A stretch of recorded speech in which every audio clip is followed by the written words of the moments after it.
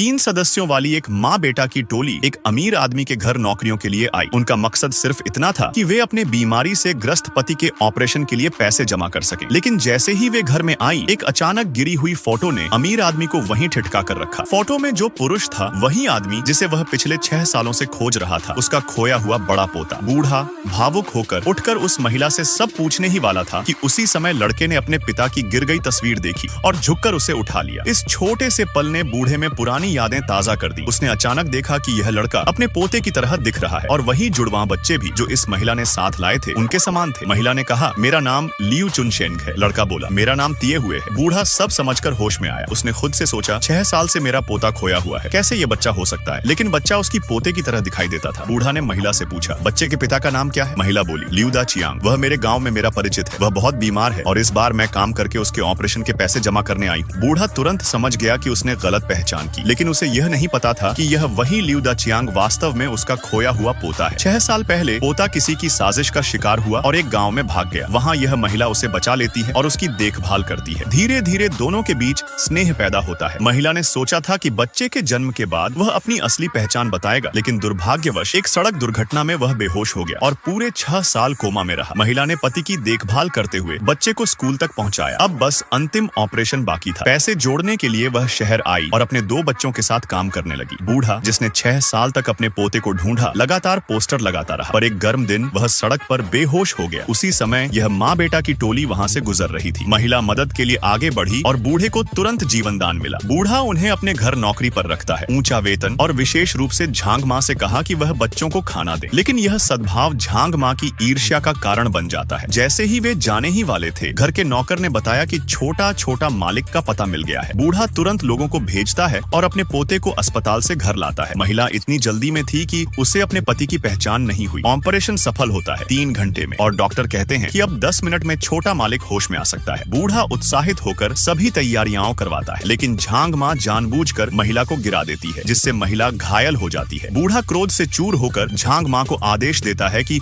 उसे 20 कोड़े मारे। महिला अपने पति के ऑपरेशन के पैसे के लिए दर्द सहते हुए सब सह लेती है। अगले दिन पुरुष होश में आता है और पहली इच्छा उसके लिए होती है कि वह पत्नी को ढूंढे, लेकिन घर खाली था। पत्नी ने 6 साल में सब कुछ बेच दिया। बूढ़ा सुनकर खुश होता है कि पोते की पत्नी और 2 बेटे हैं। वह तुरंत परिवार खोज भोज आयोजित करता है ताकि पूरी जियांगझाओ में उसकी खोई हुई बहू को खोजा जा सके। बूढ़ा घर लौटता है और देखता है कि 2 बच्चे बोतलें उठा रहे हैं, कह रहे हैं कि वे अपने पिता के ऑपरेशन के पैसे जमा कर रहे हैं। बूढ़ा याद करता है कि पोते ने कहा था कि उसके 2 बेटे हैं। समय तेजी से बढ़ता है और परिवार खोज भोज की तैयारी चल रही होती है। झांग माँ फिर से शरारती होती है और महिला को परेशान करती है।